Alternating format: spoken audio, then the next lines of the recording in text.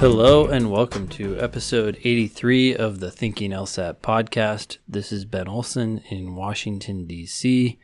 and Nathan Fox in Los Angeles. How's it going, Nathan?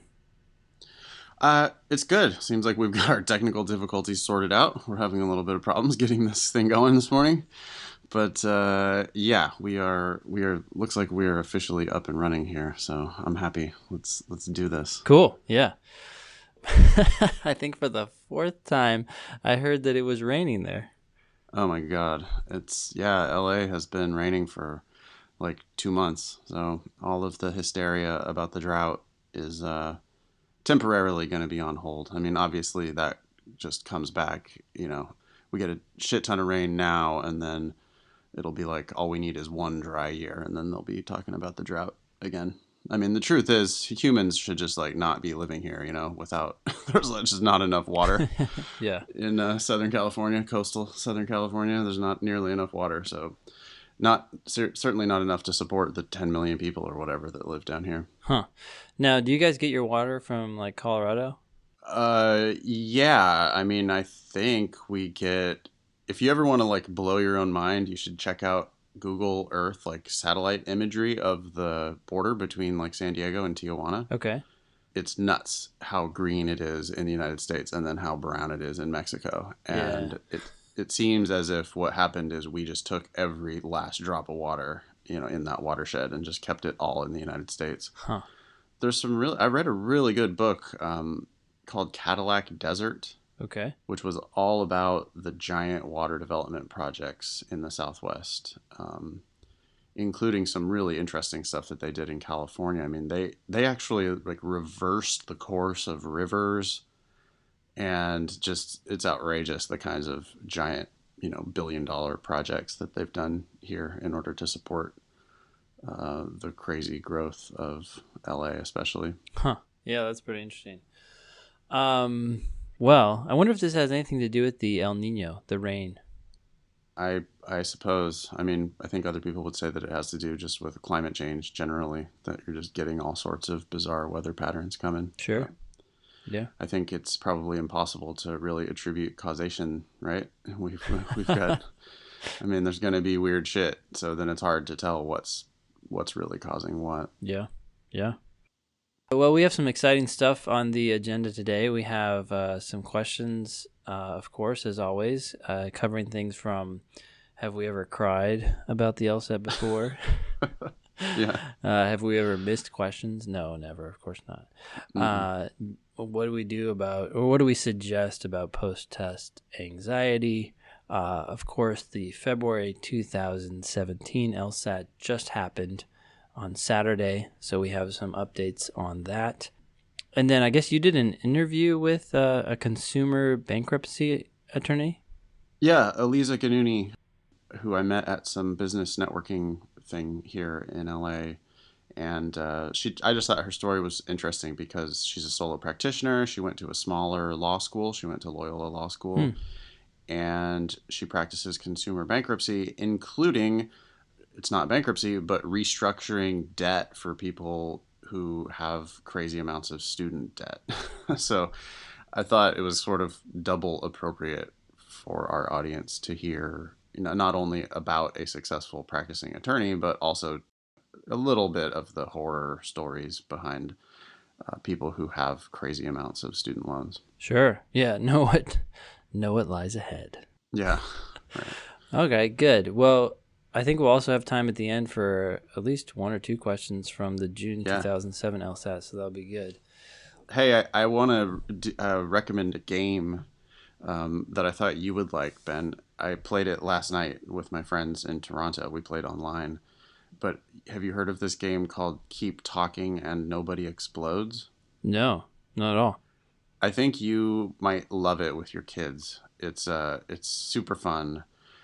It's a very simple thing, but it's difficult and it's stressful and it's fun, I think. Okay. The way it works is one person is diffusing a bomb and it's on a computer, and so one person is going to be looking at a computer screen, and the computer screen has the bomb on it, and the bomb has like numbers and dials and switches and wires and all sorts of stuff on it. Yeah. And then the other people are on like the telephone. Okay, you can do it sitting around the table, but only one person looks at the bomb. Mm-hmm. And then everyone else is an expert, and the experts all have this manual. And the manual is like 30 pages and really intentionally poorly written. Okay? And it's like LSAT logic game to try to figure this shit out. Yeah. So there's a timer, by the way. The bomb is like ticking down from say 5 minutes. It's a pretty fast-paced game. Okay. But the bomb's ticking down, and there are puzzles, basically the puzzles on the bomb. So one of them will be wires. It's like, okay, we have wires, and only one person looks at the bomb. So the person looking at the bomb has to be talking to the experts. Mm-hmm. Mm-hmm. And the experts have the manual, but the person with the bomb does not have the manual. Yeah. So it's like, okay, we have wires. And then it's like, whoever has the manual, look up the page where the wires, and they go, okay, tell me about the wires. Okay, are there any yellow wires? Yeah. No, there's no yellow wires? Okay. What's the last digit of the serial number on the bomb? 7? Okay, it's odd. Okay, cut that wire. Or don't cut the wire. And then there's other puzzles too. There'll be a button, and it's like whether or not you press the button, or if you press and release the button, or if you press and hold the button, and then some other light comes on, and then you do something else. But it's very fast paced, and you have to communicate with each other in order to make it happen. Yeah. And I could see it being pretty hilarious. There's easier ones. You can definitely start with some easier ones. Sure. So, and then they get harder and harder to where you just can't do it at all. Did you blow up or did you win? Oh, we blew up several times, but we also successfully diffused some. So it was pretty fun. So wait, when it blows up, it's like you cut the wrong wire and it blows up, or you just run out of time. Yeah. Yeah, if you make too many mistakes, or if you just run out of time, then just the bomb explodes and everybody dies. Cool. Yeah, I'll check it out. It's like, what was it? Don't talk, or it's called Keep Talking. Oh, Keep Talking. Mm-hmm. And nobody explodes. The manual is freely available on the website. So if you just Google that, you'll find the website for the game, and you can actually look at the whole manual is there. It's just like a PDF. Yeah. And I ended up printing it out, and I've got this big table here that I use for my classes, and I ended up having like the 30 pages of the manual just spread out everywhere on the table, and I'm writing on the pages to try to solve these puzzles as we were doing it, and I don't know, it was silly and hilarious. But it struck me this morning. I was like, oh man, Ben with his kids, I bet might get a kick out of it, because there really is some LSAT-ish kind of stuff on it. Huh. It sounds like a good excuse for people to put off LSAT studying too, right? Like they could say, hey, there's games on there, basically. Oh, it'd be a great study break. I mean, for sure, yeah, because it's cool because you could pick it up and just play it almost immediately. Mm-hmm. Because part of navigating the manual is part of the fun too. So you really could just print out 3 copies of the manual, give it to your friends, and then you have the game installed on your computer, and you just start with a bomb, and just be like, okay, here we go. And then your friends would have to be digging through this crazy manual trying to figure out, hey, I've got this big red button. Yeah. What do I do with it? Yeah. That's funny. Yeah. Well, cool. Yeah, we'll check it out for sure and report back. Oh, I would love to hear it. If you play, I would love to hear how it went. Yeah. Yeah. Cool.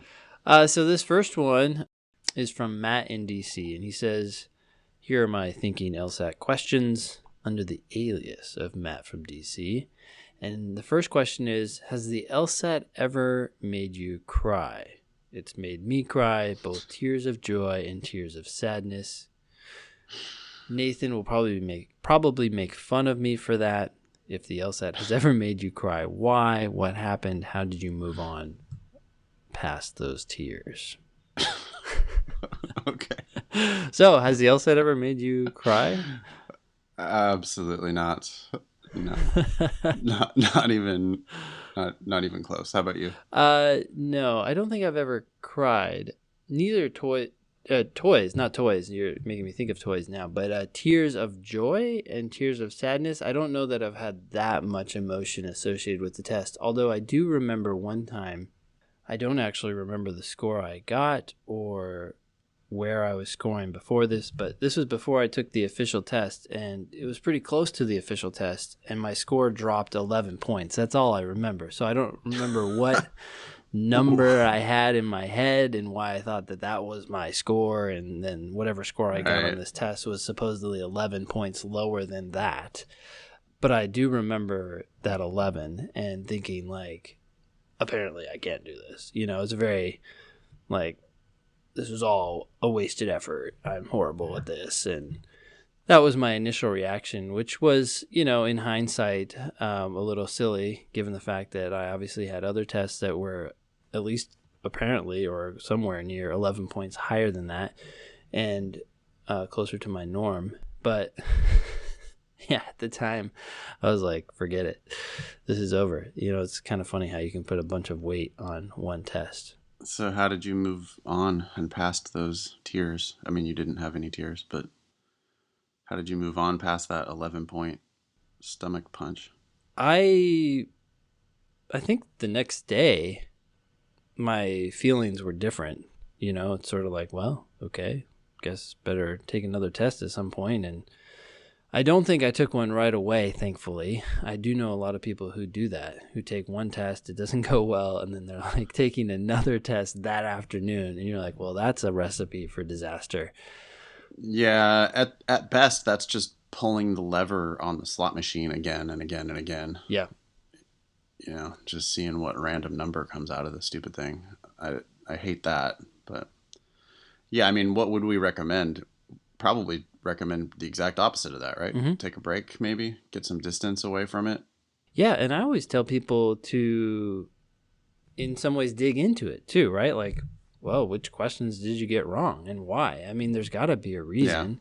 Yeah. And I, as a teacher, would be very curious which ones you did get wrong and whether you think that they're hard now. I mean, oftentimes we think they're easier after the test anyway, but when you look at them and let's say you missed question 3, it's like, well, that's a little strange.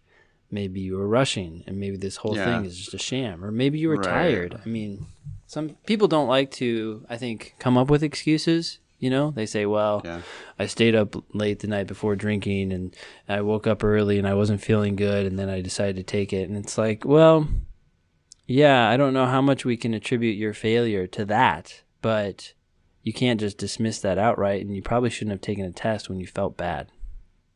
Yeah, that's a good point. So, yeah. Matt from DC's second question. Oh, yeah, go ahead. I guess, well, I want to talk about, it's not the LSAT making me cry, but I do, and it happened to me just the other day in San Francisco. This is going to sound really cheesy. People aren't going to even believe this, but I sometimes when I'm teaching, I will sometimes get slightly choked up when I start thinking about what a great gig I have. And because I will regularly thank my classes, to just take a moment to say, thank you for supporting my little business. And I just really have the greatest gig in the world. And I'm so grateful to be here. And I wouldn't be able to do this if it weren't for you, taking a chance on my business. And I do every once in a while get a little bit choked up when I'm making that little speech, because I really do have it so good. And every once in a while the gratitude is it's a little bit overwhelming. So I guess that's as close as I can come to saying that the LSAT ever makes me cry. So there are some tears of joy there for you. I guess, yeah. I that would certainly be tears of joy. Yeah, it's not like the LSAT itself giving me those tears of joy, but just the being so appreciative of how much I love my job. Yeah. Yeah. So the soft side of Nathan comes out. Yeah. Well, I also got a little misty during La La Land and a lot of other movies too. So your discussion reminded me of John Boehner, Remember that guy? Oh yeah. Yeah. Why did he cry? I What don't was know. his thing again? He cried all the time. That was the thing. He was the orange guy, right? Yeah, yeah, he was pretty tan. Yeah, is that if that's what you mean? Well, in the fake tan, orange Yeah, sort of yeah, it was hue. yeah, definitely something. I don't know. It seemed fake, but That's awesome. anyways, yeah. So you maybe you should interview him. He's in the Yeah. law, right? You guys Yeah, have a totally. misty eye connection. So, question number 2 is how do you recommend people deal with post-test anxiety? So, Matt, he just took the February LSAT, and I guess he might be feeling a little anxious. I don't know. Just hang tight. Yeah, What's I done mean, is I done. remember that 3 weeks does suck. I remember it being just uncomfortable while you're waiting, you know? Hmm. It's your whole entire future wrapped up into this one number and you're just waiting for it to come out. I mean, I would recommend the best time traveling method that I know of is alcohol. It's the best. It's if you want to make time pass, definitely drink because if you want it to be tomorrow, just start drinking right now, and the next thing you know, it'll be tomorrow. Do we? So that's my recommendation. Thanks. That's good. Are we gonna have to put like a Surgeon General's warning on this podcast? We already have the explicit tag, but yeah, we might also need like this is bad for your health Yeah. tag. Yeah. Well, so one thing that's worked for me lately is just remembering that nothing actually matters. Mm, I mean, sometimes I say this in class and people are like, "What? Huh?" the futility of the entire human Yeah, existence. like I kind of wonder about, sometimes when I'm just hanging out there thinking about random stuff and I think, you know what? In 50 some odd years, if not sooner, I'm going to be dead. And, you'd like to think that your family or your children or something would care about you. And they probably do. They would think about you occasionally for a little while. But after they die, your grandkids don't really know who you are and other people don't really know it just doesn't take very long. And then you're pretty much just a forgotten nobody who is part of a billion some odd people on this planet. I'm not saying that being remembered is actually even that relevant. Think about people who are remembered; they're dead. So do they care? I don't know. I mean, sometimes I kind of get like, does anything matter? I don't know that anything actually matters. Wow, is that nihilism? Is that what we're talking I about? don't know. I mean, it sounds really depressing, but it's not. It doesn't. I don't feel bad about it at all. It just kind of like, well, okay. Next email. Let's see here. Yeah, the extinction of the human race is always a thing to remember, you know? Like when that happens, none of your most embarrassing moments are ever going to matter again. So, yeah, I feel that. I mean, maybe again to spin that a little more positively, it's sort of a similar idea, but you know, how about the whole gratitude thing of just remember how your grandparents busted their ass every day, you know, agricultural laborers. I've said it before on the show, but I mean, my grandparents were like seriously straight out of the grapes of wrath, moving out of the Dust Bowl to California to find work. And by work, I mean literally picking peaches, Yeah. which is some hot, dusty, brutal work, Mm-hmm. back-breaking shit, you know? Mm-hmm. Mm-hmm. And to just remember that you're studying the LSAT, or you're waiting 3 weeks for your score to come back, and oh boy, it's so stressful. Yeah. Well, at least you're not struggling to survive, Mm-hmm. in which we're none of us are that far removed from some ancestors who were really struggling. Yeah. So if you think this is tough, I mean, maybe just remember how lucky you are to actually even be here. There you go. Thank you for keeping the show positive. That and the extinction thing. I mean, both. I think both of those are totally legitimate. So, yeah. Yeah. So, anyways, Matt, whatever happens, I don't know if it matters. Question number 3. Did you ever get do you ever get questions wrong? Yes, certainly. What sorts of questions do you personally find the hardest? What particular sorts of questions were hardest for you when starting out as a young LSAT student? There's a lot there. I would say Yeah. for myself, when I started out, I was most concerned about games.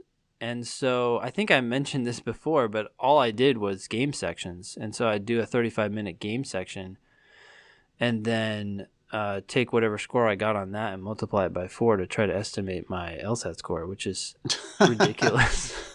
Whoops. But Okay. one upside to that was it, consistently underestimated my score. So I thought I was doing worse than I was. Yeah. But yeah, so that was the hardest at first. I'd say today the section I like the least is the reading comprehension because some questions I feel like are sort of, oh, did you see line 7? And the question isn't very hard, but sometimes, I don't know, you miss a word or an idea, and I feel like it's kind of like a gotcha question sometimes. Yeah. Yeah, I missed a reading comprehension question in class the other night. I mean, that doesn't happen all that often, but it does happen. Usually, this one, it kind of pissed me off. I sat there and really tried to figure it out, and I was like, man, I guess I can see why they're saying there's a reason to pick this answer, but I was like, but seems like we also have a reason not to pick this answer.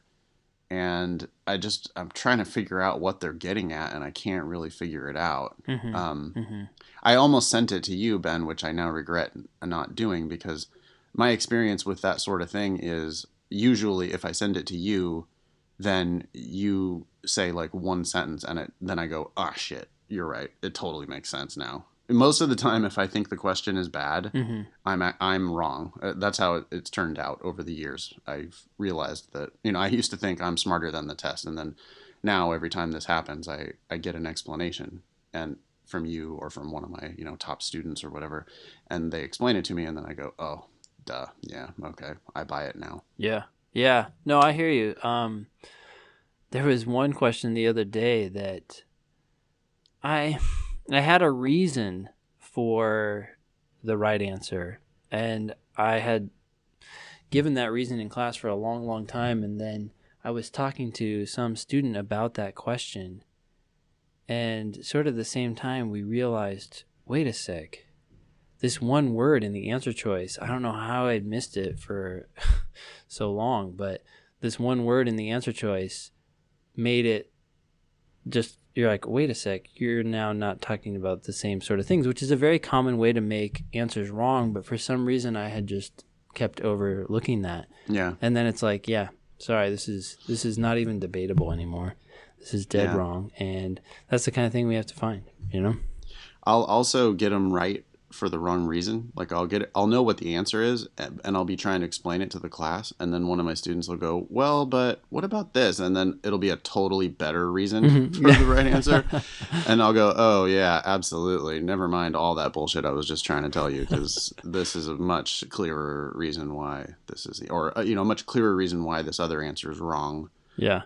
Is this, and it's frequently one of those things where it's like, oh shit, this one word makes it so that this answer is not even talking about the right population of people or whatever, and we have to get rid of that. You probably never miss questions on the games. I don't think I ever miss questions on the games anymore. I don't feel like I do, and I feel like almost where I'm at with logical reasoning too. I don't feel like sometimes there's I guess there's a question every now and then, but I feel much more confident about logical reasoning than reading comp just because it's all right there, Yeah. Like if there's any sort of, wait, I don't feel great about this answer, there's only 3 or 4 sentences you have to look back at, and you can find it, You can find what's wrong with it. So yeah.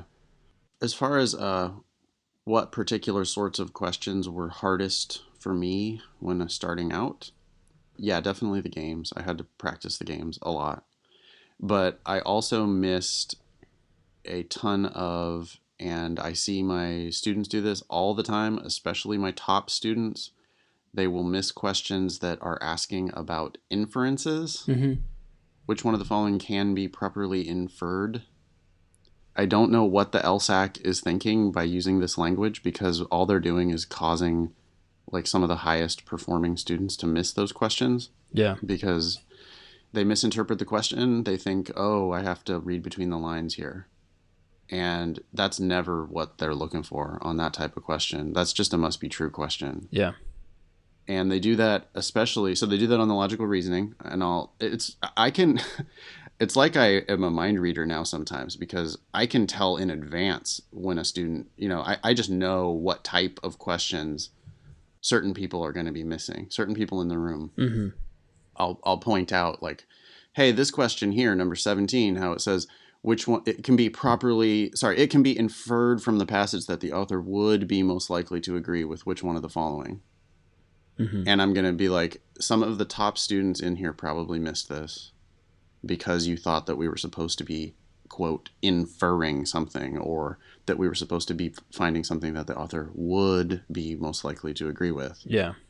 But it's not about what they would say. It's about what they did say. Mm-hmm. And we're not supposed to be reading between the lines. We're not supposed to be, going the next step. All we're supposed to be doing here is demonstrating that we read the passage and that we understood it. Yep. And so we're supposed to be picking boring, obvious, conservative, must be true answers. Yeah. And that's a funny one for me because I do feel like the LSAC maybe doesn't really know what they're doing. Like they don't, or they haven't thought about it. Mm. They certainly haven't thought about it the way we've thought about it from Mm-hmm. teaching it every day for 10 years, right? Mm-hmm. I mean, they're writing the test, but they got other stuff on their mind too. And so I don't know what they're doing there. They're trying to make the test tricky. I've always wondered if they're taking that statement very literally. So, for example, let's say you have a sentence in the passage and the correct answer restates it, but doesn't restate it verbatim, right? It just mixes around the words. And I wonder if they're thinking to themselves, well, this is a new statement. It was never literally said in the passage, but it is a statement that must be true given that line.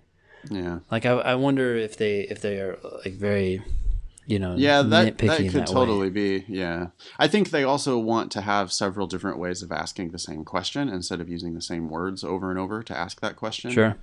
So they have, they're trying to like phrase it creatively and make people have to read.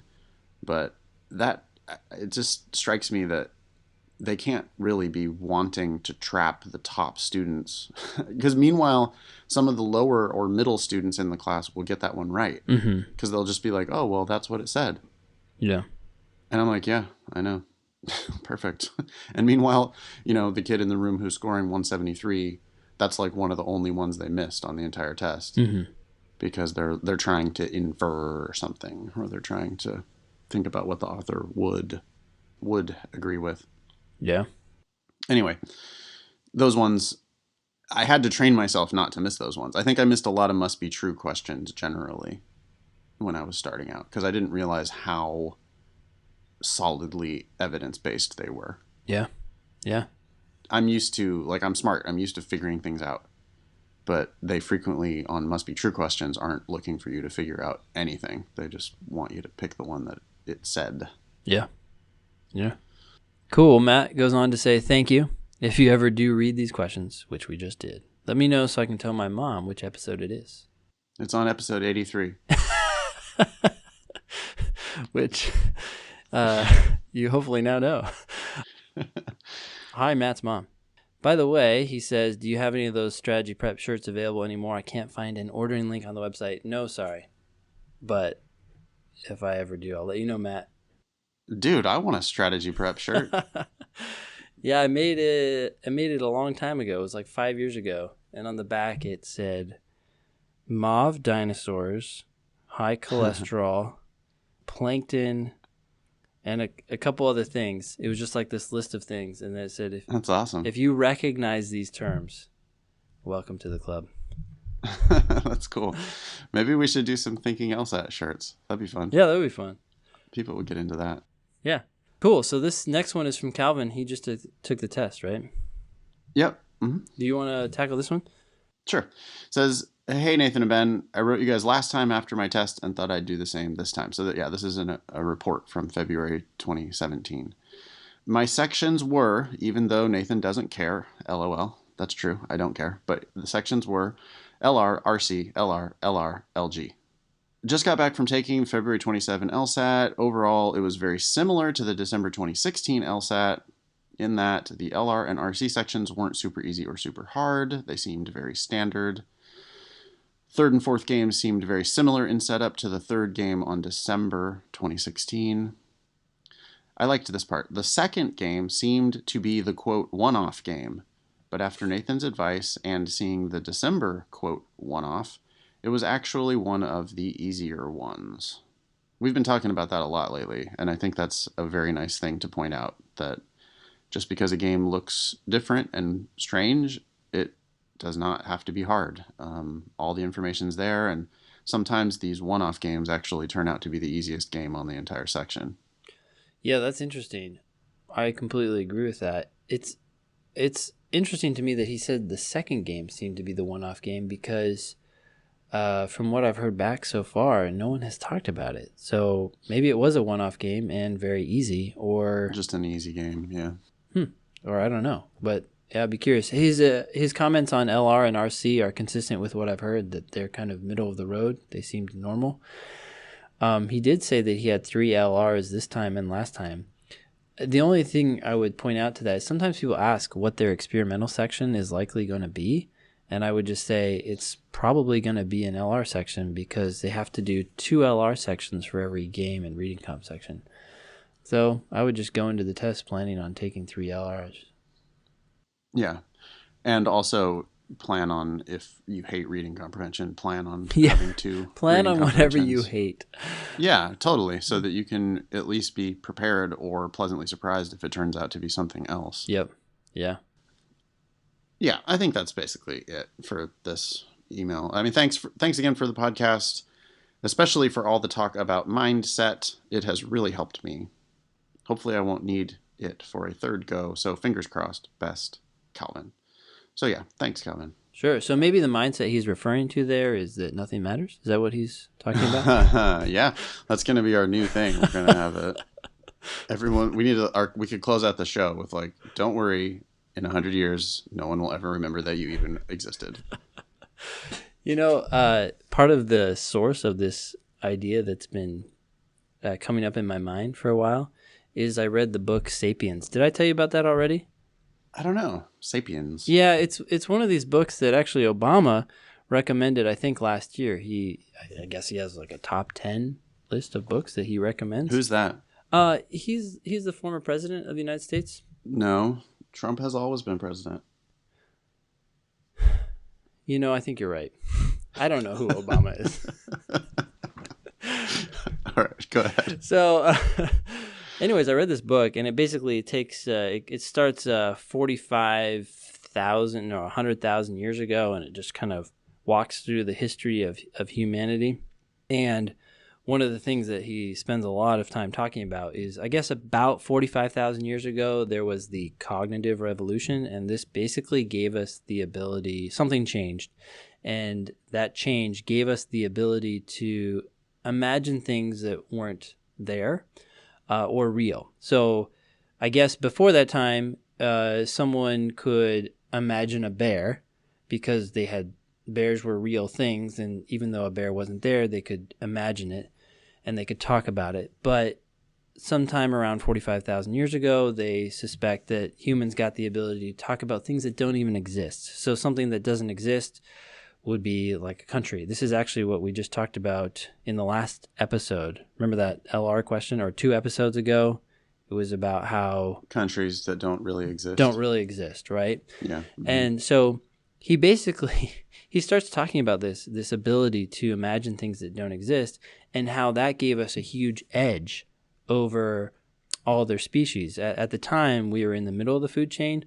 When we got that ability to imagine things that don't exist, we popped up to the top really fast.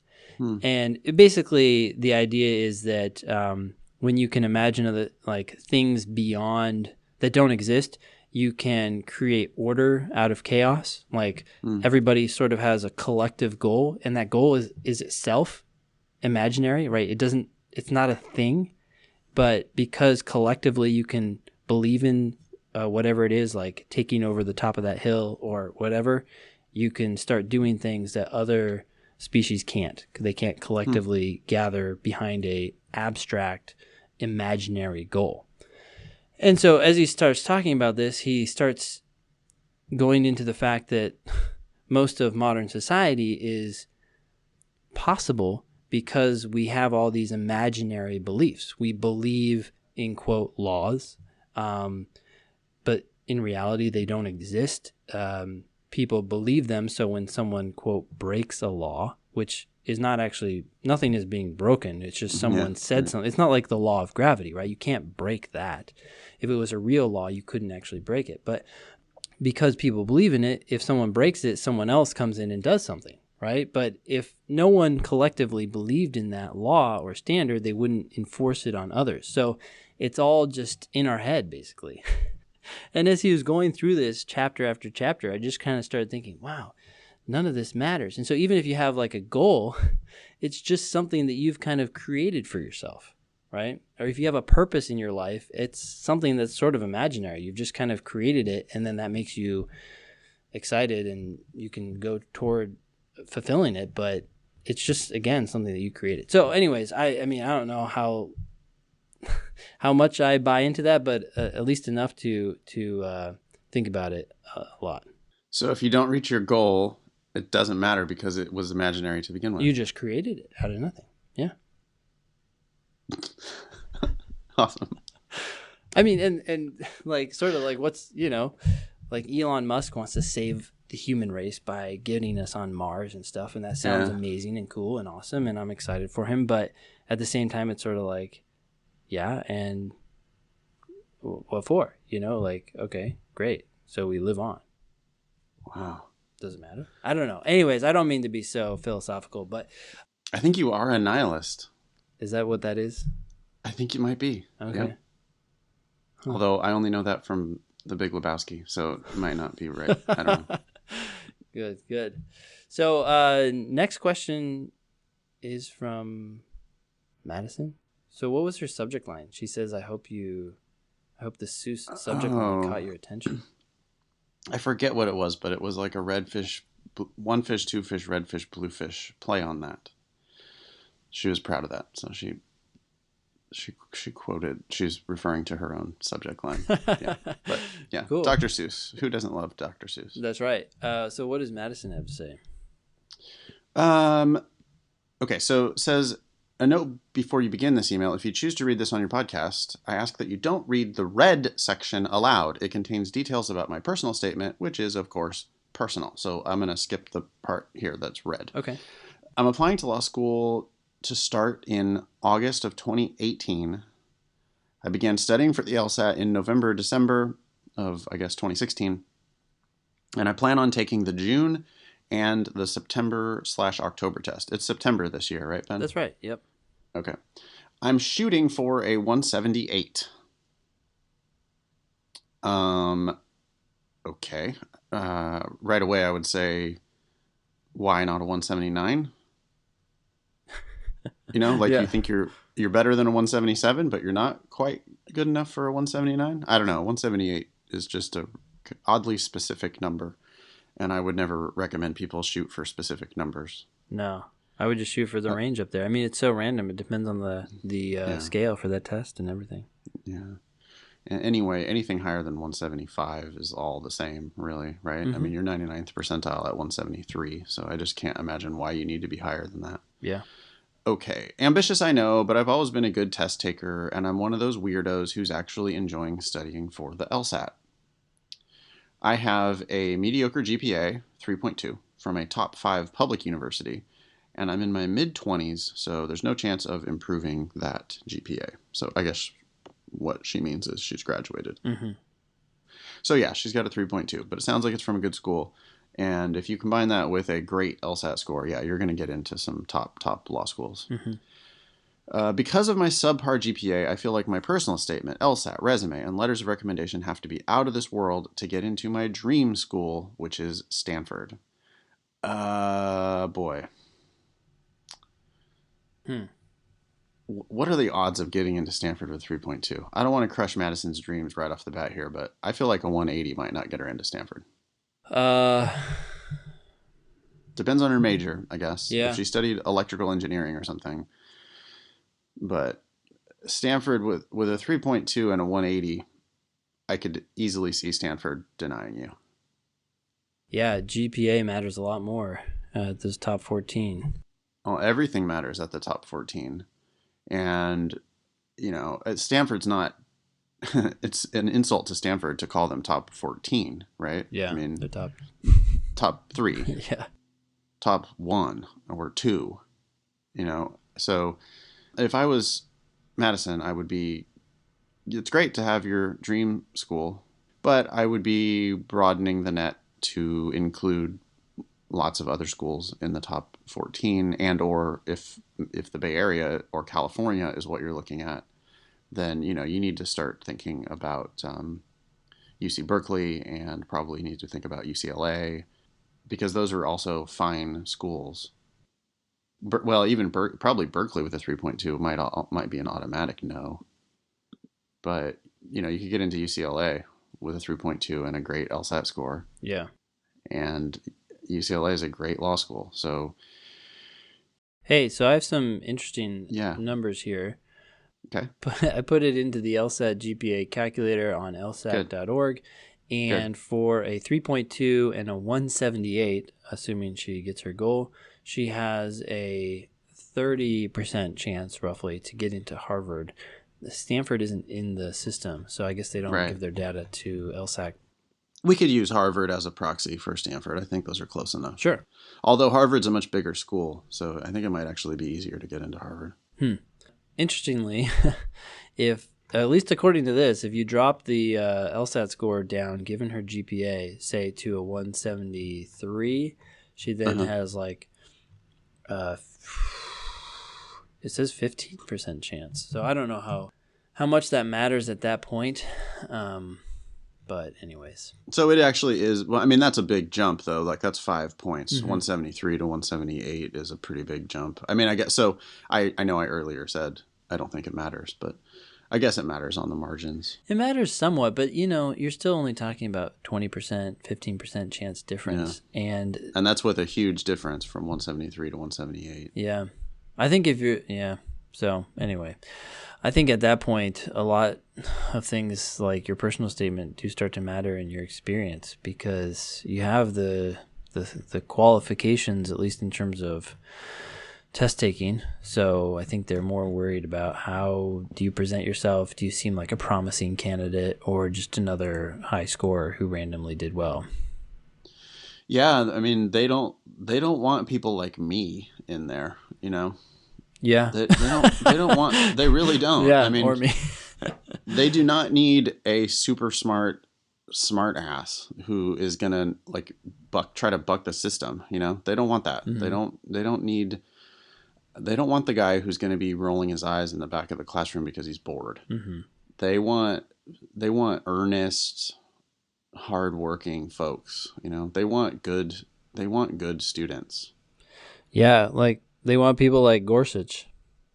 You may disagree with his, judicial philosophy, but the guy's top notch when it comes to school. Right. When I look at I was going through the other day, actually going through LinkedIn, and I was looking at my Stanford contacts, my former students who are at Stanford or have graduated now from Stanford. Yeah. And there's, 10 of them, and they are pretty consistently just superstar students. I mean, they are really good students. Those people would never have gotten a 3.2. Like, there's just no way. They're the type that are sitting in the front row of every single class, and even though they're incredibly smart, they still work their ass off, and they really are like very earnest, appreciative, kind of just I don't know how to say it. They're just really, really attentive, really good students. Yeah. and they would always get really good grades. And those are the people that I know that have gotten into Stanford. So, yeah, good luck, Madison. But that 3.2, it's possible that the ship has sailed. That's all I'm saying. Yeah. I mean, do the odds, right? Apply to a bunch like you're saying and see Yeah. which ones are interested. Maybe some of the top 3 are. Oh, totally. Yeah. And if you end up with a 30% chance of getting into Harvard, and if you apply to Harvard and Stanford and a bunch of other of those top 14, top 10, top 5, whatever, if you apply to all the top schools, then, if you get to roll the dice on 30% a whole bunch of times, you're likely to get one or two of them to hit, Yeah. Okay. Anyway, and maybe Stanford hits, and I hope it does. So don't, I'm not telling you to give up on your dream. Although Ben says your dream doesn't even exist. And you don't exist. No, she's a Maybe real that's farther thing. She's a real person. Okay. Just doesn't matter what we do. All right. She goes on and says, I love their public interest program and everything about their curriculum. And then it says, Faye, if you're randomly listening to this podcast, please let me in. So there you go. Faye in Stanford, let in Madison. Faye's definitely listening. Yeah. Here's where the question comes in. Obviously, because I'm looking to go into public interest law, my community outreach and volunteer experiences are somewhat relevant. My personal statement will revolve around the volunteer work that's most meaningful to me.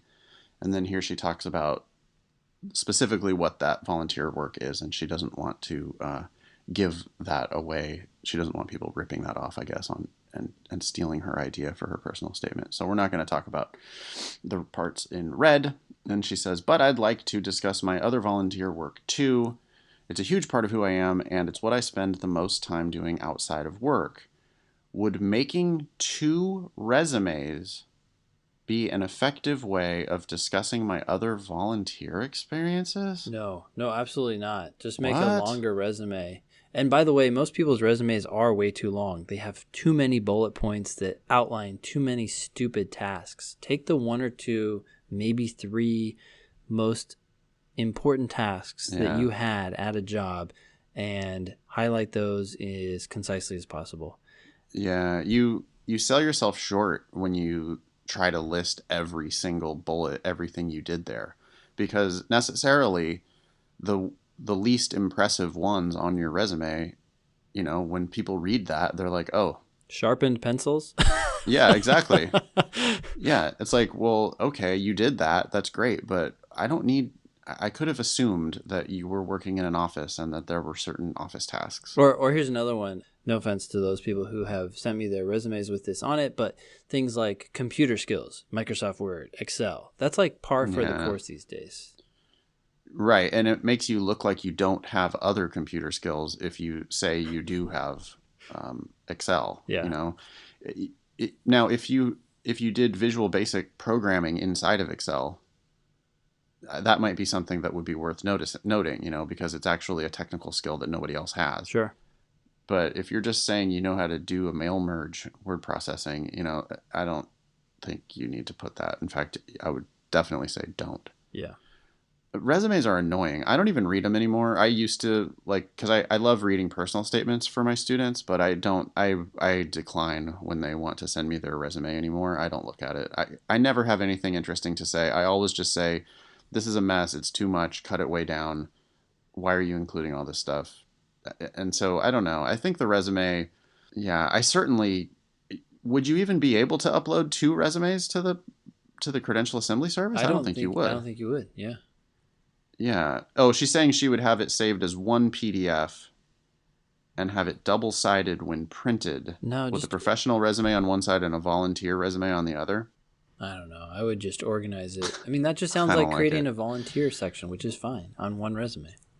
Yeah, a volunteer section is totally fine. And I don't know, if it looks like you're trying to get away with submitting 2 resumes, I could see somebody in a committee somewhere being like, oh boy, here we go. Another pain in the ass, like not respecting my time. What are you doing? Yeah, well, I'm just thinking about my own experience reviewing resumes and applications. I have job postings on my site, right? and there are a list of things that I'm asking for in that initial email. Look, I need to know this, I need to know that. And it surprises me how many people, it's a bullet point list, a numbered list, and they don't provide all of those things. And it's sort of Yeah. like, you're applying for a job and you can't follow this simple list. How are you supposed to follow other tasks that are much more complicated than this? It's just a Yeah. horrible first impression. And so I think the same thing applies to law school. They've sat down, they've written what they want. And when you start deviating from that in any way, shape, or form, like, oh, my personal statement, it can be a little bit longer. Like these last two sentences are really crucial, and I'm just gonna go over the word limit.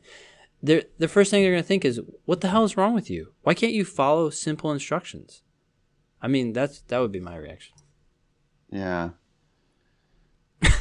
Sorry, No, I to totally. go off on that. Yeah, no. I But mean, not following the directions is a problem. They asked you for a resume. They didn't ask you for 2 resumes. no, I'm sorry, Madison. I didn't mean to. That's why she's asking. She's curious if she can do this. I don't mean to Oh go yeah. after. If she's a listener, she knows we're not trying to beat up anybody specifically. I mean, we're just trying to solve the issue here. So Just a warning for anyone out there: if you're thinking about making an exception to the rule, don't. Just do what they ask. yeah, yeah. I also think you might just be overthinking the resume here. I mean, the resume is not making up for your 3.2. That's not how that's going to go down. If they're looking at your resume, they've already kind of decided that they want you. Mm-hmm. So I don't think you're going to change their mind by, holy shit, wow, look at this separate volunteer resume. I just don't think that's how that's going to work. Go ahead and have a section that says volunteer, whatever, and just list it all out on the resume. And the other thing is, you're going to write your personal statement about your volunteer work. You don't need to list all 40 volunteer organizations you worked at, but you can certainly say 40 volunteer whatever, right? I mean, Mm-hmm. you can say that when her story is going to be about one particular volunteer experience, and that's great. You can also put it in the personal statement that you've volunteered since you were 12 and that you volunteer every week and that you've volunteered for 40 different. That'll be impressive as part of your personal statement. Yeah. But I don't think you're going to knock their socks off with the resume. Yeah. Does that make sense? Yeah, I think it makes sense, and I think that if there is some value in listing all the things that she has done, then just make a bullet point list of all the organizations that she's worked at on the resume. Yeah, and don't go into each one. Just the title should probably be enough. And then for the big ones or the recent ones, because I think the law schools only really care about things that have happened during or after, more importantly, after college. So I imagine there'd only be a couple that she'd want to actually expand on. Yeah, and then the list of all the different organizations, I mean, that could be very impressive as a list. And that, maybe it takes up a third of a page or something, and she'll have a 2-page resume. Mm-hmm. I think that's totally fine. I wouldn't, I do not think I would format it as 2 separate resumes. That doesn't sound great to me. Okay. Anything else on that? No. Okay. Yeah, Madison, you seem like a great candidate. I'm not trying to beat you up for your 3.2. That is what it is. And I mean, you're going to do great things no matter where you go. So hopefully if it's Stanford, that's awesome. If it's not Stanford, then, their loss, and you'll go do amazing work. Any other number of great law schools. Yeah. I think that's it for our emails for today. We are down at this reminder here on our agenda that says we need to promote our subscribe page. Yeah, so the subscribe page is thinkinglsat.com/blog/subscribe. I'm curious how our listeners found us. I mean, this subscribe page will give you an email every time we release a new episode. So about once a week or once every other week when we do. And it'll tell you what we talk about in that episode. But I'm just curious, this is a broader question, but how did people find us? Did you find us from a friend? Did you just find us by searching in iTunes for a blog not a blog, but for a podcast on the LSAT? Did you find us from our blog? I don't know. Do you have any sense of this? Yeah. It seems like it's always like tell a friend. Yeah. I hear tell a friend at all. Did I tell you about running into the guy in Toronto who was a listener? No. It was awesome.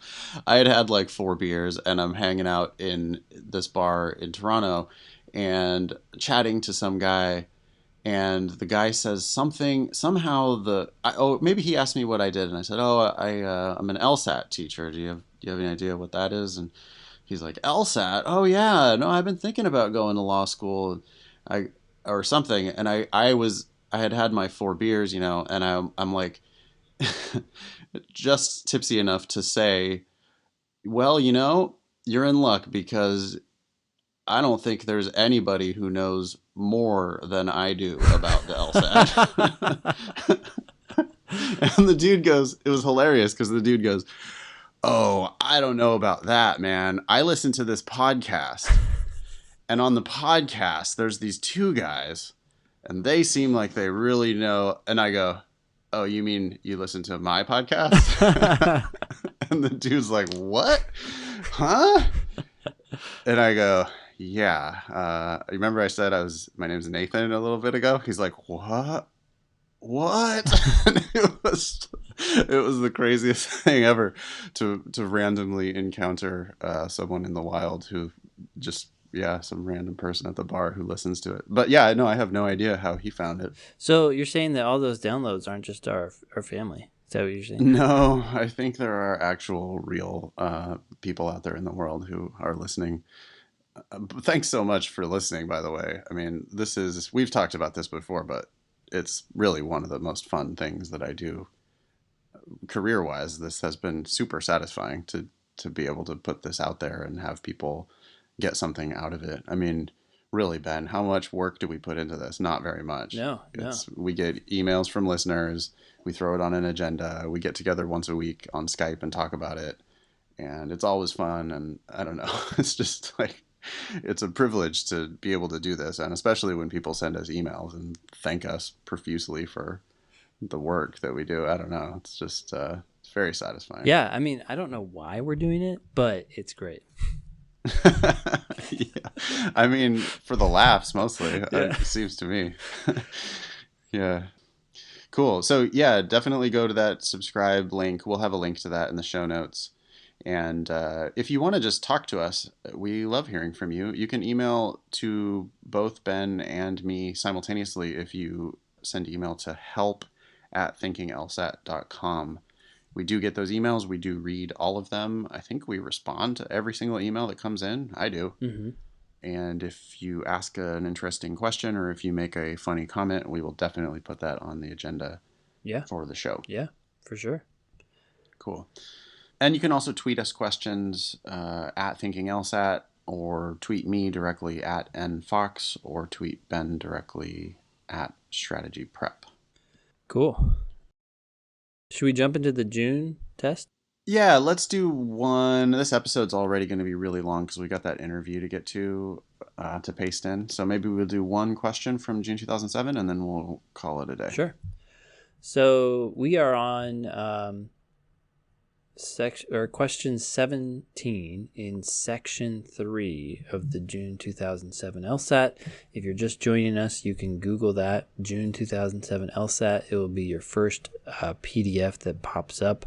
Download that and then go to section 3, read question 17 and answer it, and then follow along. So yeah, hit the pause button and go do number 17 on your own, and then come back and listen to our explanation. Yeah, and most people can do this while they're driving, so that's totally fine too.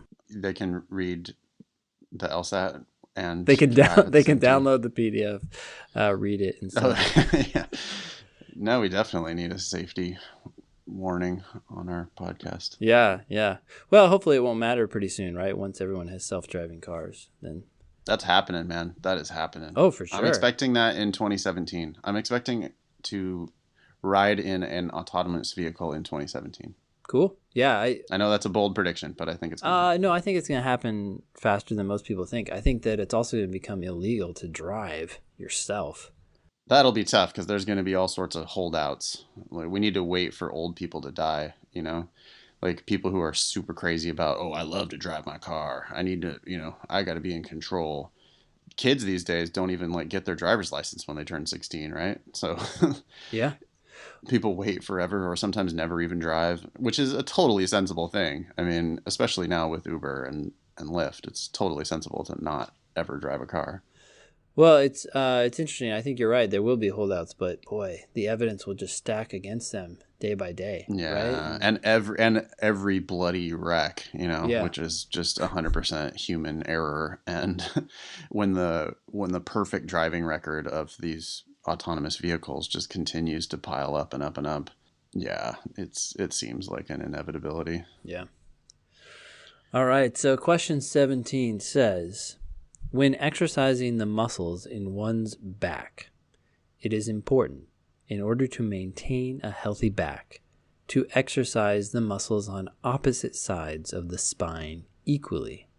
This is why I just don't exercise the muscles in my back at all, because then it's definitely you stay at equal. Yeah. If you don't do anything, you don't want to risk over exercising one side or the other.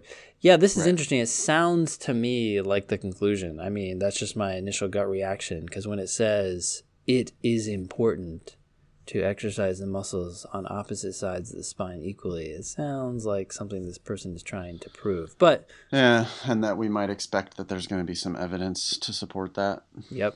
And Sure. the next two words, in fact, are after all, which often introduce evidence. So that probably is the main conclusion. But anyways, it says, after all, balanced muscle development is needed to maintain a healthy back, since the muscles on opposite sides of the spine must pull equally in opposing directions to keep the back in proper alignment and protect the spine. Okay, that definitely sounds like reasons why it is important to exercise the muscles on opposite sides of the spine equally. One thing about this, though, I don't know. I mean, one thing is strikes me as a little strange about this argument. Do you see any problems? Do I see problems? Well, I mean, I was just trying to figure out the pieces and the parts. I think the after all does seem to be introducing a premise, or at Mm-hmm. least that's what I would first think. And then the since also is introducing a premise. Yeah. So maybe that's what they did is they went conclusion, premise, premise. Mm-hmm.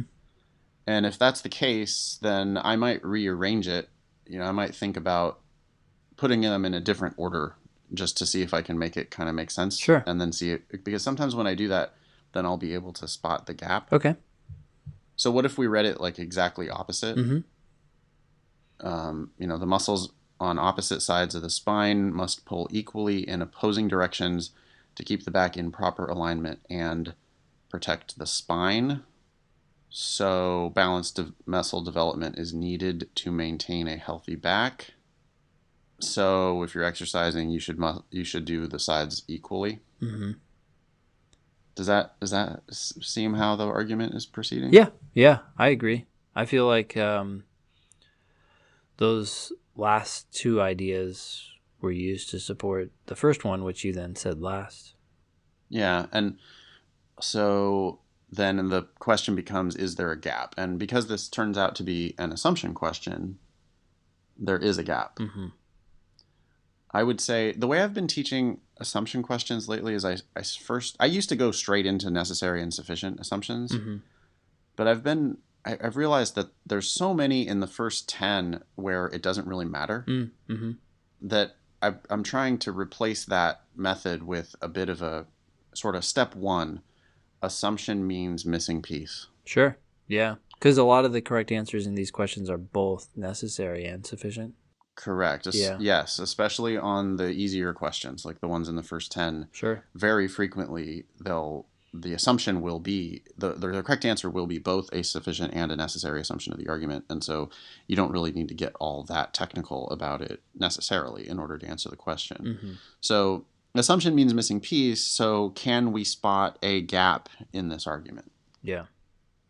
What do you think? Well, what I'm thinking right now is that the conclusion says that it's important to do this exercise thing, right? It's like important to exercise the muscles on opposite sides of the spine equally. Yeah. But the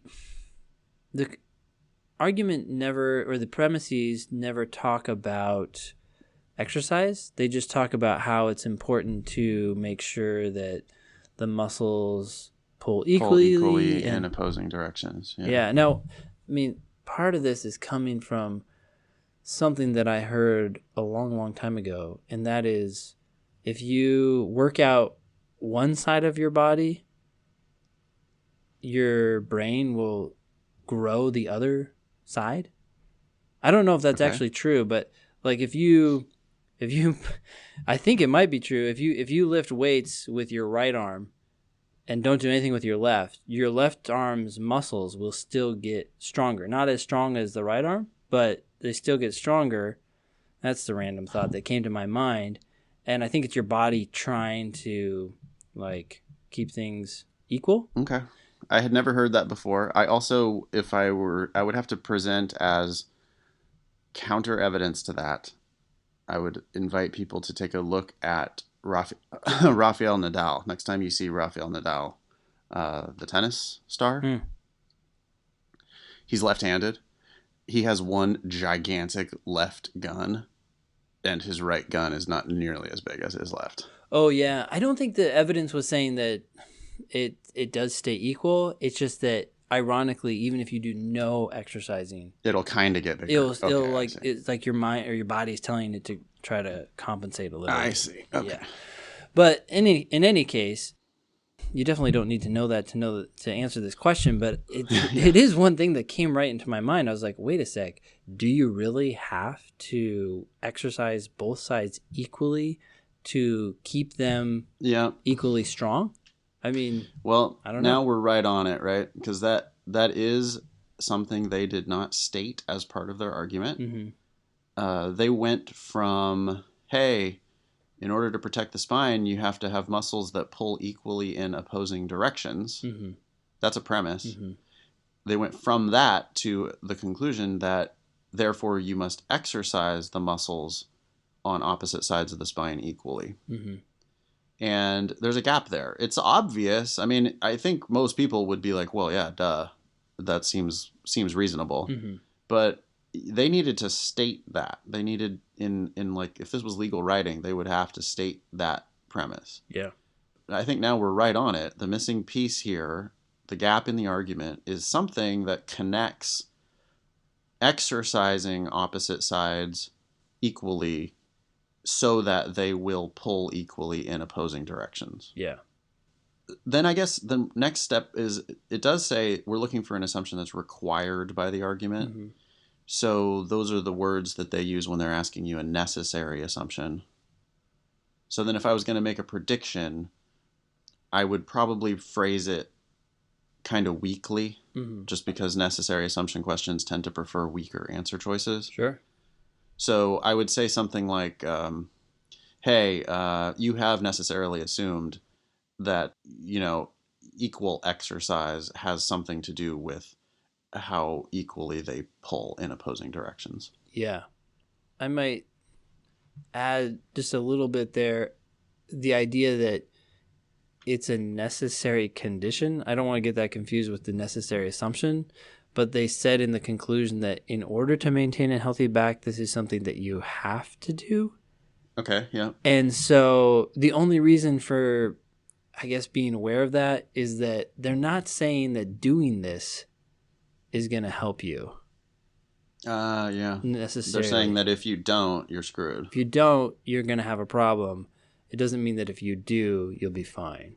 But the point is that in order for you to pull equally, you better exercise equally. Yep. Great.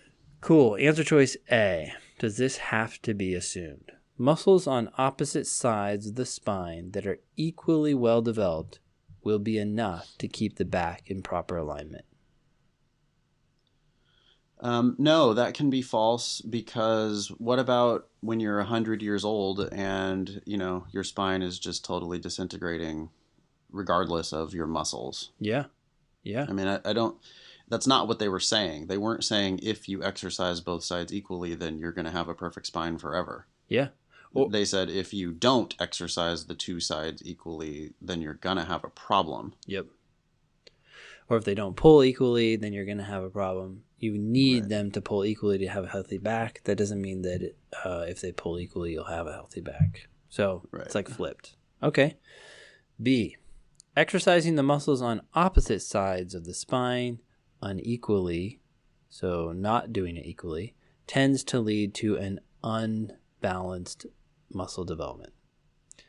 Yeah, I would keep this open. I feel like, I mean, I'm being a little nitpicky here, but I feel like tends to is kind of strong, like it happens usually. So I'd be sensitive to that because it's a necessary assumption question. I tend to expect these answers to be so weak that things like that make me nervous. But Tends to is weaker than if it didn't say tends to. Sure, though. sure. It's weaker than always. Yeah. Right. Yeah. Yeah, but it's still something that I guess I'm just thinking about because oftentimes these are like at least once or sometimes. Well, we would like it even better if it said can Yeah. lead to unbalanced muscle development, but tends to lead to unbalanced muscle development. I mean, yeah, it's not like that's so strong that I'm going to avoid it. I would certainly keep it open here. That does seem like the part they didn't say, right? Mhm. That seems like the missing piece. Mhm. And if B's false, if it's, hey, it's not true that exercising the muscles on opposite sides of the spine unequally tends to lead to unbalanced muscle development, then that creates a big problem Yeah. for this argument. It's like, well, wait a minute. No, because Ben has this study that all you have to do is work out one side and the brain just automatically works out the other side for you. And that would become a pretty big weakener. So Mhm. I'm liking B quite a lot here. Yeah. C, provided that one exercises the muscles on opposite sides of the spine equally, one will have a generally healthy back. This is the same problem as A. It's flipped around. Yeah, way too strong. It's, A and C are both much more like sufficient assumptions of the argument, not necessary assumption, right? Yep. We're not trying to make this argument win. We're looking for the one that, if it's false, will make the argument lose. Yeah. Because this is a necessary assumption question. And it's interesting because I don't know that C even makes it win, right? Because even if that's true, it doesn't mean that it's a necessary thing that you have to do. Right, because they were trying to prove that it's necessary. Yeah. That's a good point. Okay. D, if the muscles on opposite sides of the spine are exercised unequally, one's back will be irreparably damaged. We're just trying to say that you need to exercise them equally to maintain a healthy back. We're not saying that if you don't do that, you're going to have an irreparably damaged back. That's going way too far. Yeah, I agree. It's, and again, to check, right, because it's a necessary assumption question. So if you liked D, the way to check to make sure it's the right answer is you would negate it. Mm-hmm. And you would say, okay, does it destroy the argument? So I'll do it. It is not true that if the muscles on opposite sides of the spine are exercised unequally, one's back will be irreparably damaged. In other words, if we only work out one side, that's not going to lead to permanent harm. Mm-hmm. Like, oh, you could still fix it. Yeah, you might have to have surgery, or you might have to start working out the other side a lot. Mm-hmm. And then you can come back into alignment. And so it's not permanent. But saying it's not permanent, the damage won't be permanent, that just doesn't destroy this argument. Yeah. The whole argument could have been about temporary poor alignment or whatever. Mm-hmm. So yeah, I don't see how D is necessarily part of the argument. Yeah. E says one should exercise daily.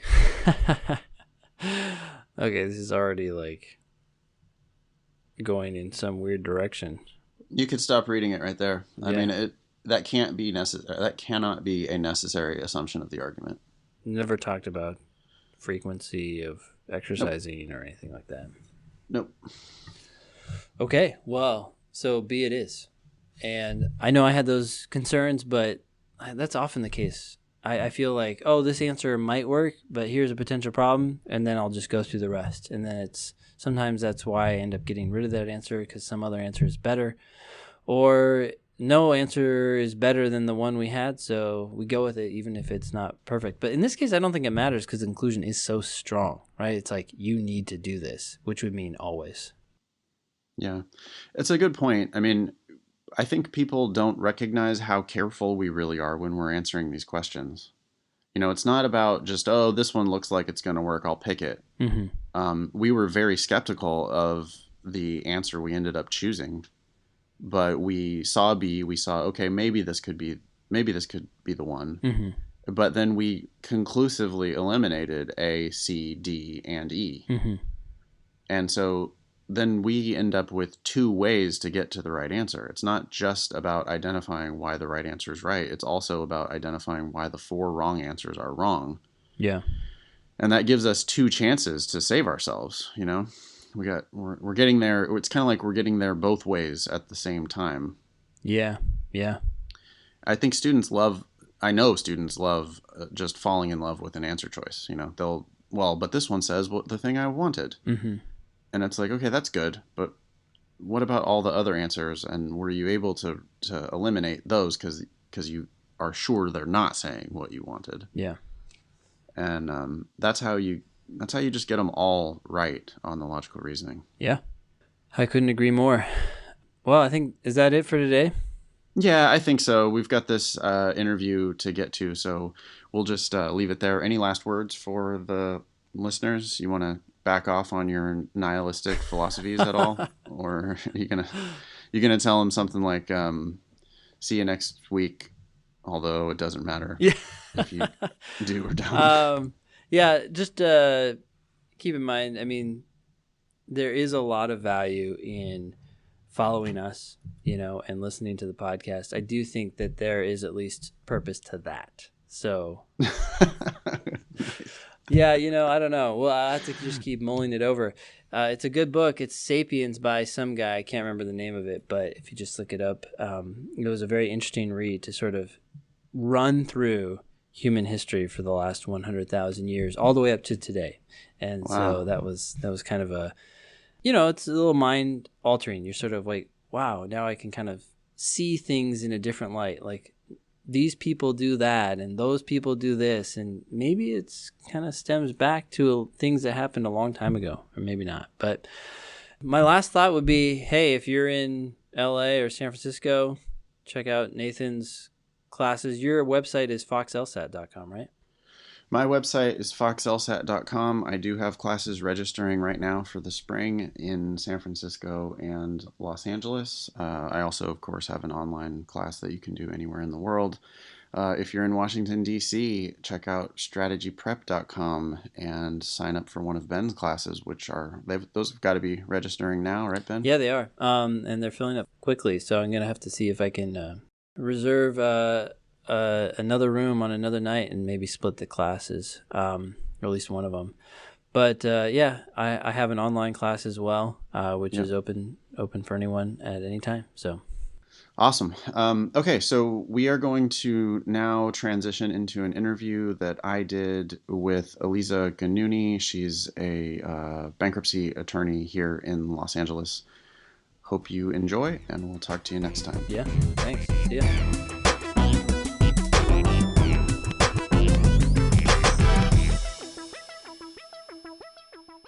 So you did a couple years at Santa Monica and then 2 years at Berkeley. Is that right?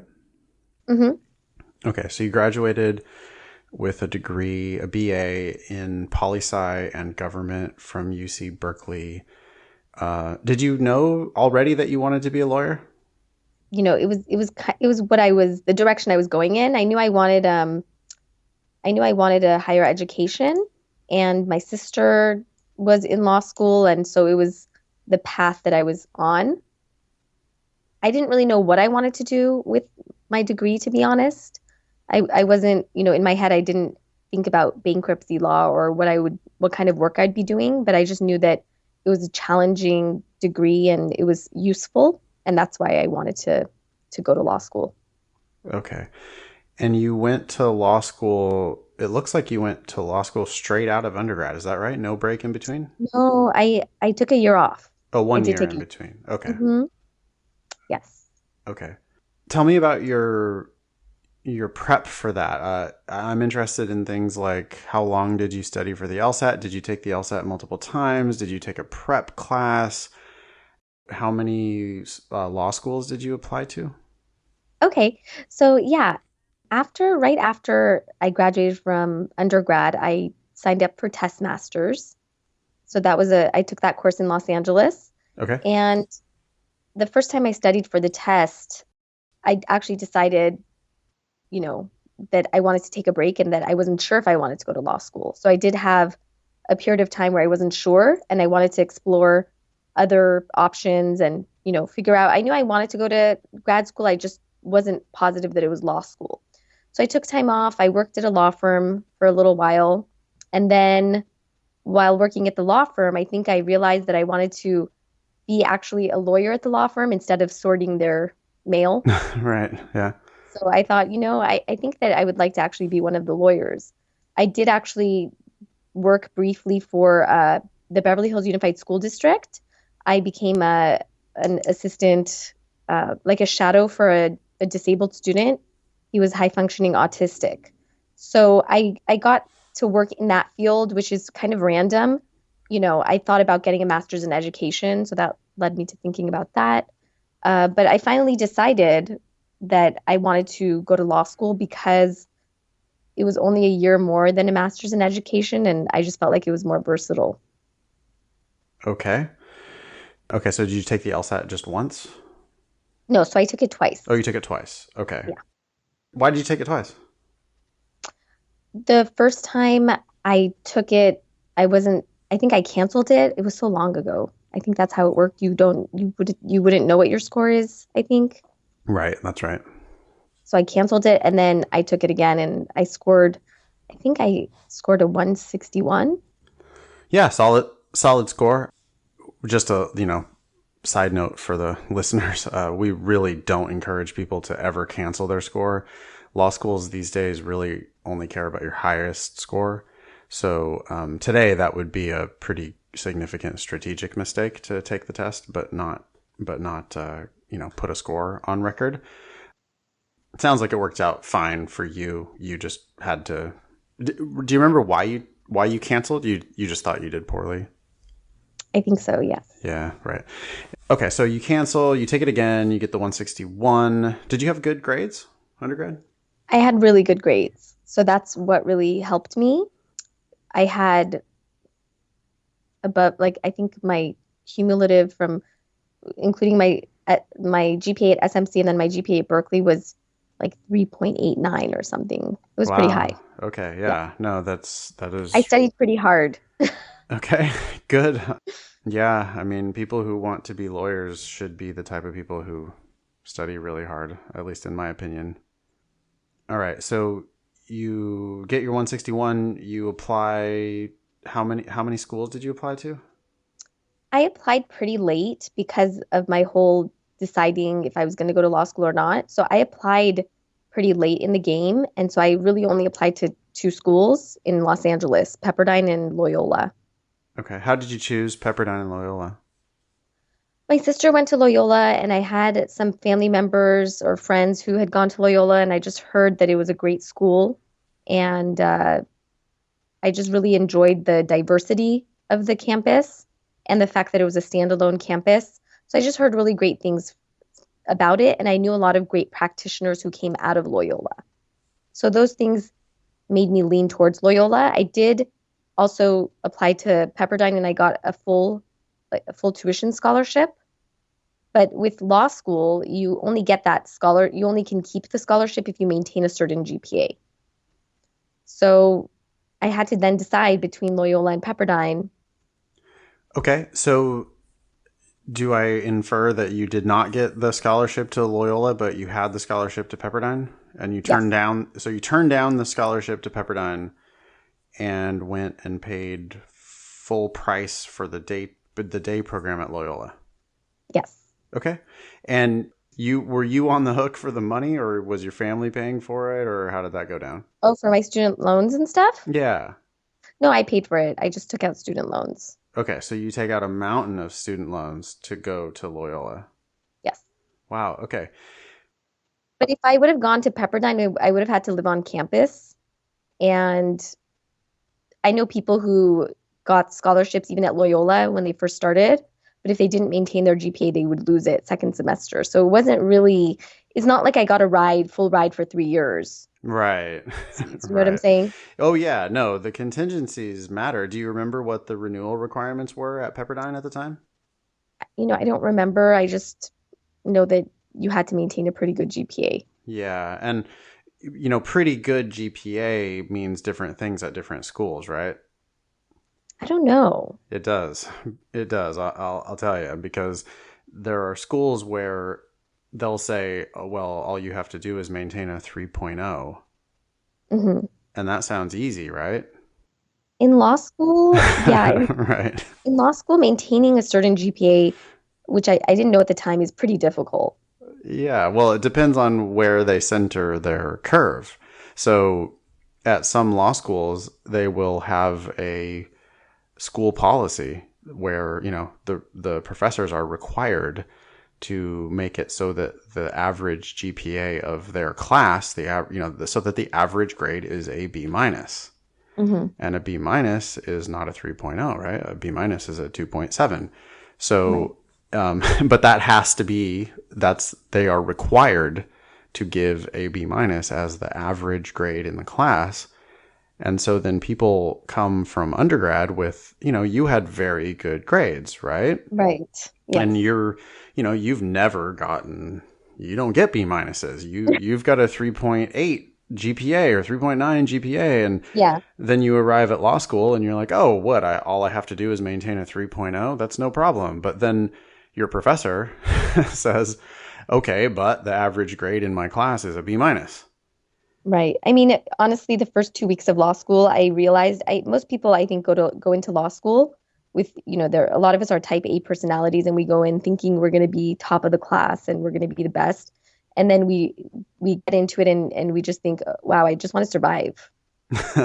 Yeah, I mean, that's the other thing to take into account is that people don't realize what type of competition they're stepping into, right? I mean, everyone at law school is smart and hardworking, and that's not really true in your undergraduate career. Even at UC Berkeley, there are still people there that are coasting and trying to figure it out. And in law school, there's very few of those people. In law school, most of them are pretty serious grinders. You agree with that? Totally. And also, even though, I did get a partial or I got the scholarship to Pepperdine and turned it down, I don't regret that at all because I was so happy at Loyola and I'm still so connected with with the Loyola community and my network. So many of the people I work with and partner up on cases with are people who I went to law school with and some of my best friends. So, even with that possibility of having had a scholarship, first of all, I don't think I would have been able to keep it. I wouldn't have been able to sustain the grades. And so, yeah, I'm happy that I chose Loyola. Yeah, that's awesome. You were very complimentary of Loyola when we met the other day. I mean, why do you think what do you think it is about Loyola? Why do you think that culture is there?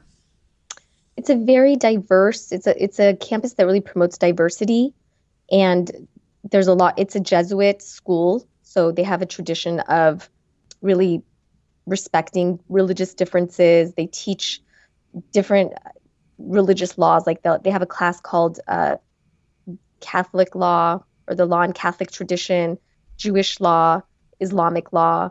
And it's just a very diverse campus, the students and the professors and the administration. It also just, the professors and the administration really promote cooperation and they promote the students to help each other. So it's an environment that really promotes harmony in a way. It sounds great. You were there in the middle of the 2000s. I see here that you did some on-campus politicking while you were there. Did I? I don't know what. You did. Oh yeah, I was like student representative, Okay. class representative, I think. Yes. Yeah, that's one of the things. But it says here that you had a particular cause on campus that you were working on. Had to do with the cafeteria. Oh yes, I really wanted healthier food options. Okay. Is that what you're Yeah, referring to? yeah, yeah. Go ahead. I want to hear about it. I really lobbied for that. Okay. Yeah. How did you do that? What did you do? What was the? I want to hear about the campaign. I think that we met with I mean it was so long ago, but we met with one of the administrators and I was just saying that I think that it's really important, because we're stuck on campus all day, sometimes all the way through the night in the library studying, that we have healthy food options instead of just fried food and oily food. We have vegetables, and I know it sounds funny. I really wanted one day, if I can afford it, I really want to build a gym on campus. That's one of my on my list of things to do. Oh wow, really? So Eliza Ganuni Gym on the Yes. Loyola campus. Wow. If anybody from the school is listening, they should try to get you committed to that. That's great. Were you successful at all in getting the healthier food choices? Did they start putting broccoli? Yeah, we started even though baked potato doesn't sound healthy, that was actually an improvement from the other options we had. So I think they had a baked potato bar with vegetables, and I don't remember exactly what else we had, but they did increase the healthy food options. Okay, that's awesome. So you had your first, successful campaign there while you were still a lawyer, still a law student. That's excellent. You graduate in 2006. You immediately take the bar. Yes, yes, I did take the bar, and then I actually left the country to do a clerkship in the Supreme Court of Israel for 4 or 5 months. Okay. Okay, so then when I was in Israel with a couple of other Americans who had just taken the bar and also had just graduated from law school, we all pretty much found out, within a few days of each other, because we were from different states, that, some people passed the bar. Actually, everyone passed the bar except for me. Okay. So I found out when I was there that I failed. All the other clerks had passed the bar, and I did not. Okay. So yeah, talk to us about that. How did that So feel? yeah, that was not very fun. Oh, God. Yeah. Yeah. So imagine you're there with all these other, Harvard people went to Harvard and I don't know, other Ivy Leagues, and I'm the only one who didn't pass. So that was not fun. Yeah. What'd you do about it? I told my family that I didn't pass, and they immediately, recommended that I come back to take it. And I said, well, I'm not going to interrupt my program, my clerkship, this once in a lifetime opportunity to just come back and study for a test that I could study for when I get back. Okay. So you finished your clerkship. Yeah, so I finished up my clerkship in the program I was on, and then I came back, and then I worked a few different jobs, not necessarily legal jobs, but I worked at a law firm. I worked for a bar prep company Okay. for a little bit, just as a salesperson, Okay. and then I know, ironic. Well, I mean, yeah, or totally perfect because you're like, who else is more qualified to sell the benefits of a bar prep class than someone who failed the bar, right? You can just be like, yeah, no, you really need to do this. Yeah, and then I took it again. So Yeah. a year after. So you skipped one bar Yes. administration, is that right? And then you took it the same bar. Got it. Yes. Okay. And this time you pass with flying colors. Yes. I don't know if I passed with flying colors or by the skin of my teeth. I don't know. Did where does that expression come from? The I don't skin of know. your teeth. I just heard it. So Did you do anything different for your bar prep the second time around? I did. The second time around, I stressed out less or tried not to stress at all. I really tried to just focus on the task at hand. I focused on my weaknesses, which I had not done the first time around. So the first time around, I hated, what is it, the performance test? I hated it. So I avoided it like the plague. Oh Uh, yeah. so the second time around, I said, this is what I need to focus on because that's where I really messed up. I also did a lot more practice questions, the multiple choice ones, Right. which actually I used I had been a salesperson for Kaplan PMBR, Okay. Yeah. and I actually did use their materials the second time around, used them a lot, and it actually, I think it helped me. Yeah. Adaptabar is supposedly really good for the multiple choice part too, right? They must be new. I don't. Oh, you haven't heard of that one? Yeah, it's been a while, huh, since you passed the bar. I've also heard that the performance test, once you know what you're doing, is like one of the easier parts of the bar exam. The essays are supposed to be like the hard part, but I don't know. I did well when I looked at the exam that I didn't pass. Some essays I did really well and some I did really poorly. So I figured, okay, I just need to, brush up on my law and, you know, I can get through it. there's maybe a lesson there for LSAT test takers because it sounds like you ignored the performance test because you didn't like it, Exactly. and then that just was totally your undoing. I think a lot of people on the LSAT do that with the logic games. Yeah, I did that with the logic games too. I think All right. Okay, so you pass on your second attempt, and then you do what? so. I passed, and then I I think I found out that I passed in take the July bar. You find out in November, I think. So then I started looking for more, jobs for actual associate positions. And so I eventually found the job that I was at, the firm that I was at for 3 years, Price Law Group, and that was a consumer bankruptcy firm. So I basically applied for that job because it said no experience required. Yeah, So I figured that was a job for me. perfect. And I actually applied and I hadn't heard back from them. So I followed up with them. And if I hadn't followed up with them, they would have, I wouldn't have gotten the job because I think they didn't get my resume or something happened. And they said, oh, yeah, send it over again. And then, so I got the job and I was there for 3 years Wow. during the height of the bankruptcy, basically record bankruptcy filings.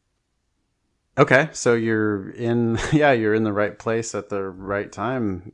It says you filed Chapter 7 bankruptcy, Chapter 13 bankruptcy. Can you tell me the difference between Chapter 7 and Chapter 13? Sure. So Chapter 7 is also known as liquidation, and a person or a company can file Chapter 7. Depending on what state you live in, you can protect a certain amount of assets and at the same time get rid of most of your unsecured debt, except for our favorite student loans and Right. some taxes and domestic support obligations. But overall, Chapter 7 is for people who just need a fresh start and just wipe the slate clean and start over. Okay. Chapter 13 is a plan of reorganization, which is for a couple of different types of people. One, it's for people who are higher income and don't qualify for a Chapter 7, and or for people who have too many assets that they cannot protect in a Chapter 7. So it's a way to protect your assets from liquidation and reorganize on the debt that you can't afford. And recently, I've been also using Chapter 13 to help people whose student loans are just, the minimum payments are just not affordable. Okay. Cool. Yeah, let's get into that in just a second. I want to kind of go through your career path and get you up to the present day. It looks like in 2011 you started your own firm. Is that right? Yes, What made you do that? I got laid off. Oh, okay. So you were there in the go-go years of bankruptcy Exactly. and the Yes. financial crisis in 2008 through 2011. It's a very good time to be a bankruptcy attorney. And then as soon as things get sorted out, then they don't have the work anymore, so they lay you off. Yes. Okay, how'd that feel? It was a very friendly separation. There were no hard feelings, and I still have a really good relationship with my old firm, and I consider them my friends and mentors. So it was really, in a way, it was the push that I needed because I think that if I weren't laid off, I don't think I would ever go out on my own. I don't know if I would. Yeah. Did you just hang a shingle right away? How did that go? Pretty Did you rent an much. office space or what did you do? Well, first, I got laid off and my human resources person said, go ahead, file for unemployment. So before I could even apply for unemployment, one of my friends from law school randomly contacts me and tells me that she's doing bankruptcy work, but that she needs help. And so within 2 weeks of being laid off, I started getting referrals from her and I started getting referrals from other people, and old clients tracked me down and started sending me clients, like sending me their referrals. So yeah, I really just hit the ground running. And so that was 2011. Did you do it from home or did you like immediately rent an office suite or what did you do? I kind of did it from home, and then I rented a space from a family member. So I got, a reduced amount of rent Okay. so that I could just, get started. Were you scared about hey, I don't know how to run a business kind of thing? Were you scared about the details of running a business? It was kind of scary, but thankfully I had a great network of friends and a lot of friends who were self-employed already, lawyers and family members, and both of my parents are self-employed. So it wasn't something that was so foreign. It was new and different. And even today, every day I learn something new.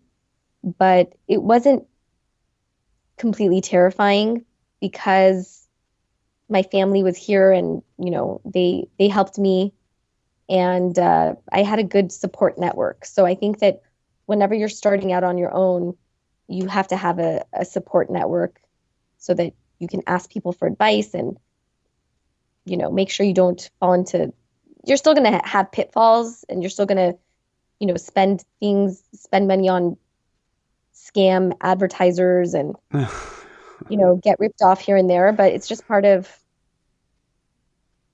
getting, learning. Yeah, sure. I did that too at the beginning of my business. Spent money on advertising things that were basically Exactly. just taking money. Yeah. What do you do when a case comes in and you don't know how to handle it? I'm sure that happens, right? You get like a bigger fish than you really know how to fry. What do you do in that case? I usually just refer it out. So I have a great network of lawyers that I work with and my colleagues. And I just would, if something is beyond what I could do or that beyond what I'm comfortable doing or beyond my scope of practice, then I would just refer it out to another attorney. Okay. And attorneys pay each other referral fees for that sort of a deal, right? Sometimes, Okay. You can have that kind of an arrangement, yes, or you can just say, "Hey, I can't handle this. Go see my friend." yes. Okay. And sometimes I co-counsel with people. So if a bigger case comes in, maybe you don't want to do it by yourself, but you can partner with other lawyers and work on it together as a team. Okay. Cool. Okay, let's talk about. Can we talk about the student loan thing? For sure. Yeah, I always end up going dark on this podcast because I just hate to see people throwing their whole financial future away on a JD if they don't have a clear plan for using it. Right. So, you've worked now with a bunch of students with like six figures of debt, I imagine. Yes, a lot of debt. Okay. Yeah, hundreds of thousands. Hundreds of thousands potentially Oh yeah. of debt. Even people who don't go to law school. Right, right. Of course. Yeah. I mean, so I guess if you got an MD and ended up not practicing medicine, that would do it. If you got any number of graduate degrees that don't really do anything for you, Right. that could do it. Talk to me about how what happens. I mean, what kind of recourse do you have? So there's a couple different options for people who are in over their head with student loans. There are options for people who have federal student loans. There's income driven repayment plans where basically the amount of your payment, depending on your situation, is, they make the payment plan so that it's a percentage of your total income. Let's just pause there for a second because I know people who graduate from law school and then they immediately are in income-based repayment. Yes. Is that like just magic where you just pay less? It's based on your income. So if you graduate law school and you're immediately making a couple 100,000 a year, then you might not qualify for the income driven repayment plan. Sure, but I guess my question is, you're let's say you're making 50 or $55,000. What happens? I mean, it sounds too good to be true that your payment is just lower. So what's going on there? Well, it's only available for federal student loans. So if you have private student loans, they don't really work with you. Okay. Right. Like you could do a forbearance or deferment, but they don't really, unfortunately, care if you can't afford your payment for the Right. private student loans. Federal student loans, there are some more options, and especially if you work for the government, there are options on those as well. Right. But if two people are making the same amount of money and one of them has a higher student loan payment, then if they have the same amount of debt and they're making the same amount of money and one of them gets income applies and gets income based payment, are they like getting free money or what is actually happening? Well, they're just applying for a certain benefit that anyone could apply for. When you go into income based repayment, it doesn't lower your interest rate. You're still paying the same interest rate. Right. Yes. Okay, you're just making smaller payments, and then what Yes. happens to your balance? So there's different kinds of programs, but there's something that different programs where your payments will not exceed 10 years, or your payments will, after 10 years, the remainder of the payments will be forgiven. There's different kinds of programs out there. So it's just important for people who have student loans to really explore all their options to make sure that they're taking advantage. Because, if you work for the government, you have more of a opportunity to have your student loans be more manageable than the average person.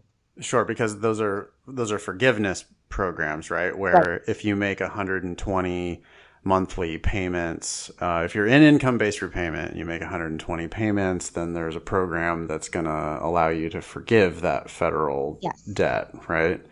Right. But what happens if you don't qualify for the forgiveness? I mean, if you're in income based, let's say you're in income based repayment, Hmm. what's your balance say at the end of the year? You've been in income based repayment. You've been making the payments, but you're in income based repayment. What happens to your principal? What happens to your balance at the end of the year? At the end of the year, or you mean at the end of? At the end of 1 year, before you get it, you're going to get it forgiven 10 years from now. But what Uh-huh. does the balance look like this year or next year or the year after that? What's going on with the principal on that loan? Well, the principal stays. Well, I believe the principal stays the principal. You're saying, do you pay? Are you trying to ask me if you pay interest on the full principal? Well, yeah, because you're still paying interest on the amount you owe, right? Yes. Okay, but now your loan payment, because it's been adjusted, your loan payment has been adjusted downward to reflect the fact that you can't pay more. Hmm. But don't people actually have principal that's going up? Like they're making payments, but the principal is actually Oh going yeah, up. it is. It does. Yes. Okay. And then This is just a band-aid. I mean, it's a band-aid, really. right. Okay. So they owe, let's say they owe $150,000 when they get out of school, Mhm. law school. That would be a decent number to owe when you get out of law school is $150,000. I mean, I know people who owe a lot more than that. If you're an income-based repayment, after 5 years, you might make the payments, right? For 5 years, you might make the payments if you're in income-based repayment. And now your principal might be more. It might be $170,000. Is that right? Yes. Okay. Yeah. Okay. And so then there is this growing incentive for you to stay in the program and to try to get everything forgiven at the end of 10 years. And then magically it all goes away on the federal loans. Yes. If you make all the payments. If you make all the payments and if you don't make too much money to disqualify you from the program, Right. Yes. cool. Any particularly interesting stories about student debt that you would like to share with the audience? I would love to. So I have a couple of different stories. One story is a client who I believe he went to ITT Tech or one of those online type schools. Okay, yep. And he couldn't actually get a job in the field that he studied, but ended up getting a job with the government, which actually is, good. However, his student loans were still unmanageable. So we recently had to file a Chapter 13 because they started garnishing his paycheck. So back in the day, when I was practicing, let's say 2008 to 2011, the creditors, especially the student loan creditors, were not as aggressive. They're getting a lot more aggressive and they are suing people and garnishing wages. So this is something that I didn't really see in 2008 to 2011, but I'm seeing a lot more now, that student lenders garnishing and suing people. Okay, so garnishing is you haven't made the payments that you're supposed to make, and now they actually come and do they have to get a judgment on to do that, or what? How does that go down? Yes, so they have to sue and get a judgment. So let's say for this client who his student loans are private, he can't do the income-based repayment. Okay. Because that's only for federal loans. Right. So he's stuck with these student loans. And the good thing about filing a 13 is that, let's say you have student loans that are just out of control. What we do in a 13 is we can file the case and propose that you pay zero. Okay. So even though you're thinking, okay, but your interest is accruing, sometimes these people cannot even afford to pay their student loans at all. They have other expenses. They have kids. They have, they're not working. So this is just a way to just stop the enforcement of the judgments against them and to just give them some breathing room to be able to take care of other matters until they're able to either have the income to start making payments again, but at least this way they're protected by the bankruptcy.